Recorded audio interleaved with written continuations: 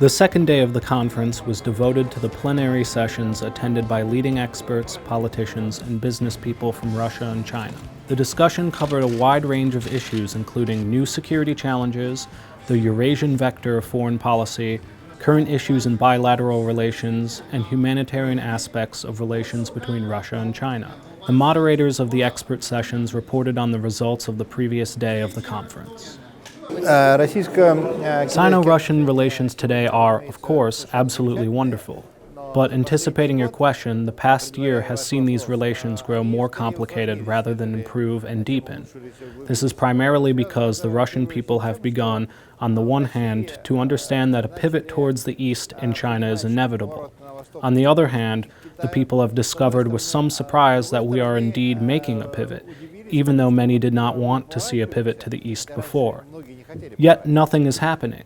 The main reason for this is not that the Chinese do not want anything to happen, although it has to be said that the Chinese are also moving very slowly, and sometimes in a surprisingly awkward way, but also that the Russians have not yet made up their minds as to what they want to do, and have proceeded to create conditions for investments and mutual trade because there has been growing discontent in Russia that our Chinese brothers are unwilling to help us. So I hope the discontent is temporary.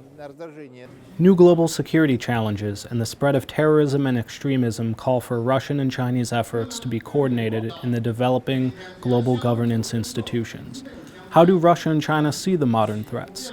Does the Shanghai Cooperation Organization have the potential to ensure security in the Eurasian space? When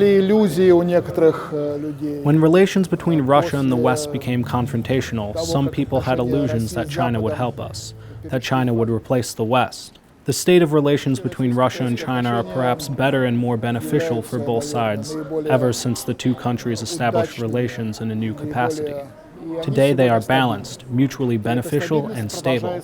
They have been stable for more than 2 decades, so we may speak of an inertia of stability. That is very important.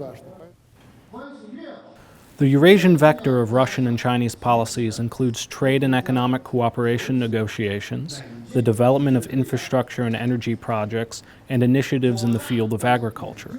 At the current stage, economic and political interaction between Russia and China includes financial aspects, energy, and the development of business relations. As I see it, economic relations between China and Russia are at a high level. They are growing. They have an internal dynamic both in the investment and in the trade spheres. I think there is potential to further deepen interaction, especially in the sphere of investment. I think we are seeing the creation of joint institutions which will propel interaction between Russia and China. Arguably, interaction between Russia and China is becoming key for Eurasia, creating the basis for further integration on the Eurasian continent, including with the ASEAN countries. I believe it is probably one of the key areas of further deepening in interaction between our countries in the Eurasian space. Russia and China face similar challenges in the education field, one of these being the internationalization of higher education institutions. There are many issues on which the two sides can develop partnership: joint research, joint media projects, and integrating education in the framework of the Eurasian space.